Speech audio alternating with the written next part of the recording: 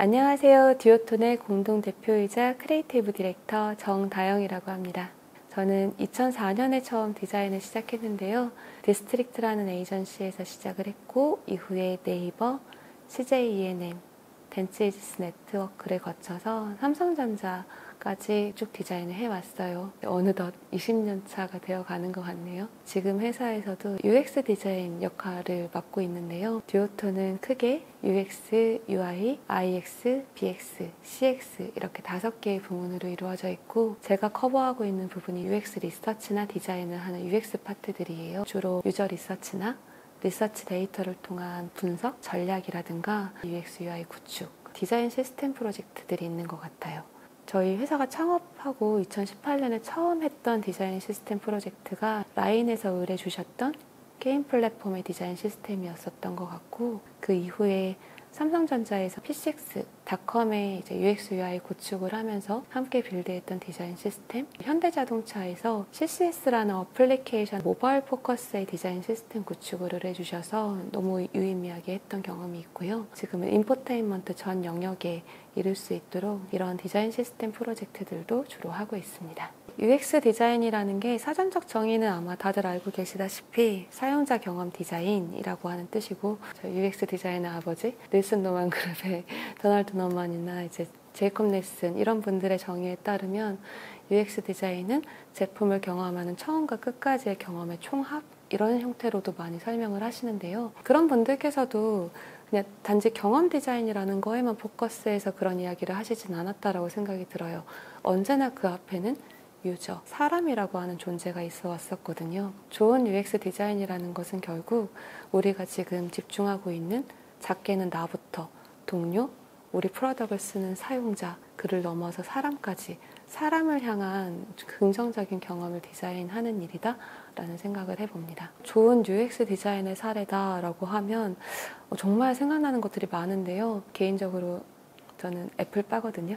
많은 분들께서 그러실 것 같은데 애플이 알람 어플리케이션의 빔을 확 크게 한번 바꿨던 적이 있어요. 저 같은 경우는 이렇게 깜빡깜빡을 잘하기 때문에 불 다 끄고 이제 잘라고 딱 누웠을 때 아차 할 때가 되게 많아요. 근데 그때 알람을 맞추려고 핸드폰을 이렇게 부시럭부시럭 꺼내면 막 되게 눈이 부시거든요. 그게 되게 힘들잖아요. 근데 아마 그런 사용자의 컨텍스트를 잘 이해하고 관찰하셨던 좋은 UX가 애플에 당연히 계셨을 것 같고 그래서 어느 순간 알람 어플리케이션이 다크팀으로 확 바뀌어버렸죠.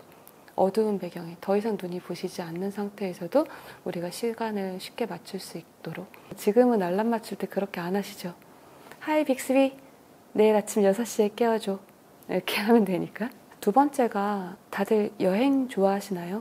해외로 여행을 가실 때 여행 플랜 했던 거를 이제 핸드폰에도 저장하시지만 뭐 노트에도 기록하시고 이제 많이들 그렇게 준비들을 하시잖아요. 근데 막상 해외여행지 딱 가서 도착을 해보면 인터넷이 잘 터지지 않는다거나 뭐 GPS 정보가 수신이 잘 안 된다거나 막 그래서 이제 힘들게 준비한 여행 데이터를 이제 열람을 못 하셔서 불편을 겪으셨던 그런 사례가 있으시지 않을까 싶어요. 저도 그런 경우가 있었는데 트립어드바이저라고 하는 정말 유명한 서비스죠.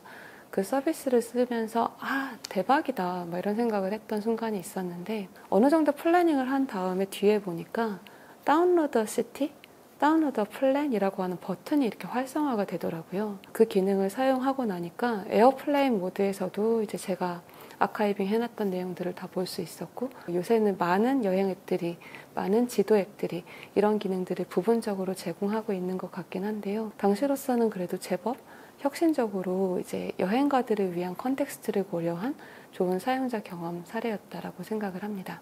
뼈아픈 순간이다 보니까 생각하니 좀 가슴이 먹먹해지는데요. 제가 한창 UX 디자이너로 일할 때 제 맘대로 어떤 가설을 확신을 했다가 굉장히 크게 낭패를 봤던 사건이 하나 있었어요. 워치페이스를 디자인하는 프로젝트였어요. 저희는 클래식하고 아날로그 감성이 가득 담긴 멋진 워치페이스를 만들고 싶다라는 생각을 했었고 정말 유명한 아날로그 워치페이스들을 많이 레퍼런스 조사를 하고 그 중에서도 사용자분들이 선호하시는 워치페이스의 유형이 어떤 것들이 있는지도 면밀하게 조사를 했고 정말 리얼하게 구현하기 위한 테크니컬 부분도 정말 많이 검토를 했던 것 같아요. 정말 멋진 워치페이스들이 나왔어요. 그래서 캔디데이트들이 나왔고 이 중에서 어떤 게 우리의 메인 워치페이스로 적합할까 이걸 고민하고 있던 순간이었는데 그때 사용자분들께서 좋다라고 의견을 주신 워치페이스들을 좀 메인에다 배정을 하고 더미 테스트 같은 걸 진행을 했는데 그때 좀 충격적이었던 사건이 하나 있었어요. 저희는 정말 자신 있게 그 워치페이스를 메인에다 이렇게 내걸고 저희 제품을 이제 놓았었는데 비교 실험을 하기 위해서 타사의 제품이라든가 뭐 이제 다른 여러 웨어러블 제품들을 좀 섞어 놓고 그 중에서 어떤 걸 선택하시는지를 보면서 선호도에 대한 의견을 묻는 가벼운 실험을 좀 추가로 진행을 했었거든요. 근데 저희 제품이 선택이 안 되는 거예요. 아예 선택을 해주셔야지 이걸 왜 고르셨나요? 어떤 부분이 좋으셨나요? 이런 걸 물어라도 볼 텐데 아무도 저희 걸 안 고르시는 거예요. 이래버리니까 뭔가 실험이 이루어지지도 않았고 진짜 멘붕이었던 것 같아요. 좋아할 만한 정말 요소들을 가득히 담았고 조사를 했을 때도 이 안이 정말 좋다라고 의견 주신 사용자가 이렇게 많았는데 그때 정말 큰 페인 포인트를 이제 얻었던 것 같아요. 그리고 그 다음부터는 그 유저 리서치를 할 때 일단 사용자분들이 웨어러블을 고르는 선택의 기준은 무엇인가? 선택의 기준에서 이제 어떤 요인들이 영향을 미쳤는가?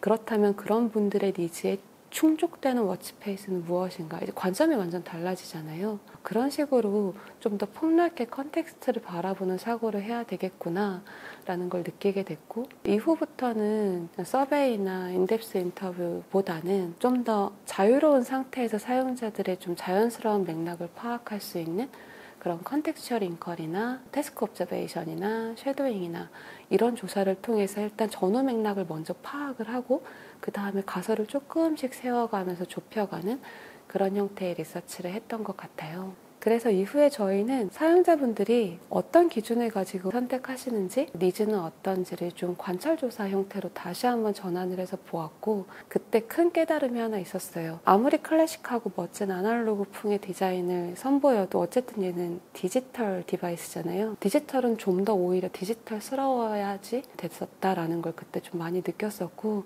그래서 완전 방향을 틀었어요. 오히려 되게 플랫하고 디지털스러운 그런 형태의 워치페이스들을 한번 디자인을 해서 선을 보였었고 그제서야 저희 디바이스들이 조금씩 선택이 되기 시작하더라고요. 전후 맥락에 대한 이해가 필요하다라는 건 리서치를 할 때는 절대로 함부로 가설을 세워서는 안 된다라는 것 그런 것들을 많이 배웠습니다. 사실 그 실수 말고도 그 프로젝트를 하면서 겪었던 실패들이 정말 많아요. 그 실패를 통해서 이런 부분들은 앞으로 이렇게 좀 개선해야겠다 이런 다짐들을 많이 하게 되는데 그 다짐들을 듀오톤이 일하는 방식에도 지금 많이 적용을 하고 있고 대표적인 사례가 정말 유저 리서치인 것 같아요. 제가 유저 리서치를 할 때 그냥 이런 게 필요할 것이다 라고 너무 단정지어 생각하고 제가 생각했던 가설을 좀 뒷받침하기 위한 그 논리를 만들기 위한 리서치를 했던 것에서 크게 페인 포인트를 한번 얻었었잖아요.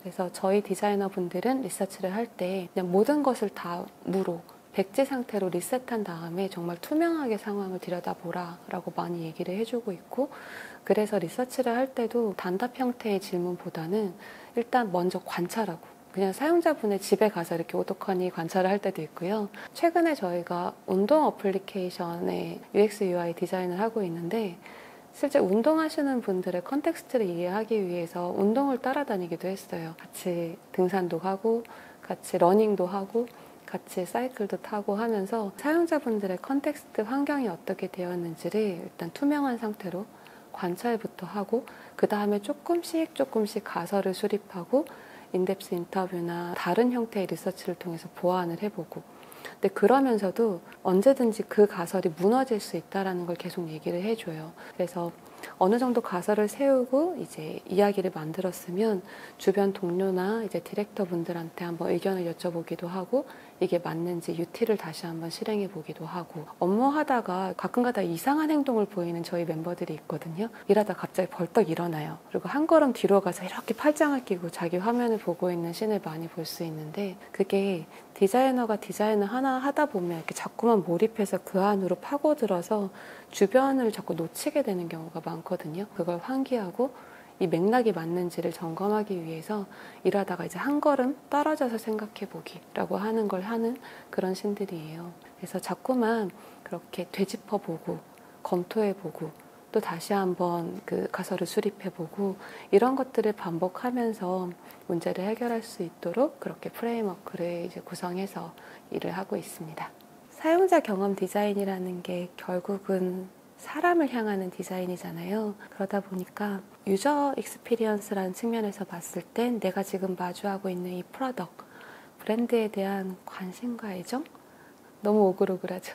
그게 진짜 기본이고 가장 중요한 것 같아요. 제 주변에 정말 훌륭한 UX분들이 많이 계시거든요. 그분들의 좀 공통된 패턴 같은 거를 유심히 관찰하면서 리서치를 한번 해봤어요. 그랬더니 진짜 공통 패턴이 몇 가지가 나오더라고요.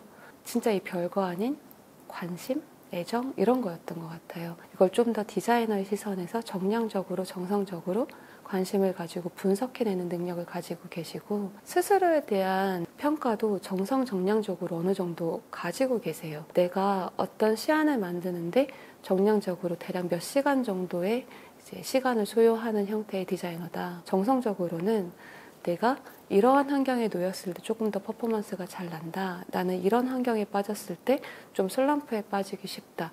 이런 판단 기준도 좀 뚜렷하셨는데 그런 분들이 리딩을 하는 이제 프로젝트에 자꾸 들어가서 관찰을 해보면 멤버 하나하나를 유심히 관찰해서 저 A라는 디자이너는 이런 환경에서 좀 더 퍼포먼스가 잘 나지 B라는 친구는 이런 역량이 좀 뛰어나지 이런 걸 정말 유저 리서치 하듯이 하세요. 그렇게 하다 보니까 당연히 팀워크도 되게 좋고 그 팀에서 만들어내는 결과물도 당연히 좋을 수밖에 없고 그런 분들이 바라보는 사용자에 대한 관찰은 또 당연히 뛰어날 수밖에 없었고 좋은 결과물이 나올 수밖에 없었고 그랬던 것 같아요. 좋은 UX, UI 디자이너가 갖춰야 될 역량? 기본이라고 하는 게 저는 진짜 별거 없는 것 같아요. 사람과 프로덕트에 대한 좀 지속적인 관심이랑 애정? 그리고 좋은 UX 디자이너 분들께서 이제 스스로가 이제 많이 학습하시고 성장하시는 것도 물론 중요한데 혼자만 성장한다고 이게 될 일은 아닌 것 같거든요. 제가 정말 존경하고 좋아하는 백종원 선생님께서 정말 명언을 하나 하신 게 있어요. 그 가게 하나만 잘 된다고 될 게 아니다. 거리 하나가 함께 잘 되는 것이 중요하다. 저도 개인의 성장을 위해서라면 이제 주변에 있는 동료들과 함께 경험치와 지식 같은 걸 자꾸 쉐어하고 함께 성장하는 문화를 만드는 게 되게 중요하다라고 생각을 했어요. 근데 이게 생각보다 쉽지가 않아요. 회사의 어떤 대회비나 사정 때문에 외부에 공개를 못 하시는 경우도 많고 혹은 되게 단편적인 질문들 포트폴리오는 어떻게 만들어야 되나요? 이런 질문들에 대한 답을 주로 하시다 보니까 그 속에 있는 어떤 경험, 좀 진솔한 이야기들을 하실 기회가 좀 적은 것도 사실이거든요. 근데 디자인 소리 콘텐츠들이 그런 부분 정말 잘하고 계신 것 같아요. 정말 단편적으로 이런 툴을 해야 된다, 지금 이런 공부를 해야 된다, 이런 방법론이 있다, 이런 표면적인 게 아니라 실제 디자이너들이 경험을 통해서만 알 수 있는 것들을 정말 디자인 소리가 콘텐츠에서 정말 많이 담아주시거든요. 이런 식으로 디자이너들이 자신의 경험을 공유하고 쉐어할 수 있는 공간들이 점점 더 많이 늘어나야 될 것 같고 그런 데서 많이 공유하시고 함께 성장할 수 있는 이런 문화를 만드는 것 이것도 좋은 UX 디자이너가 되는 좋은 길이다라고 생각하고 있습니다. UX 디자이너가 할 수 있는 일이 그건 것 같아요. 세심하게 관찰하고 그에 필요한 디자인적인 솔루션을 내어서 뭔가 서비스가 됐다면 좋은 기능을 통해서 어떤 경험적인 측면에서 도움이 될 만한 것들을 이제 아이데이션하고 제공을 함으로써 결국은 그렇게 좋은 사용자 경험을 만들고 그게 좋은 커뮤니케이션과 좋은 환경과 좋은 사회를 만드는 데까지도 저는 기여를 할 수 있는 부분이 있다라고 생각을 해요. 그래서 한 사람의 UX 디자이너가 가지고 있는 이 관심과 배려 그리고 문제 해결에 대한 이런 부분들이 궁극적으로는 좋은 환경과 좋은 사회를 만드는 데 보탬이 될 수 있을 거라 생각하기 때문에 일단 저부터 멋진 UX 디자이너가 되기 위해서 그런 관찰과 이제 관심과 이런 역량들을 계속 키워나갈 예정이고요. 이런 자그마한 에너지들이 공명과 공감을 형성하면서 이제 크게 확장되어 좋은 디자인 생태계가 사회가 만들어질 수 있었으면 좋겠습니다.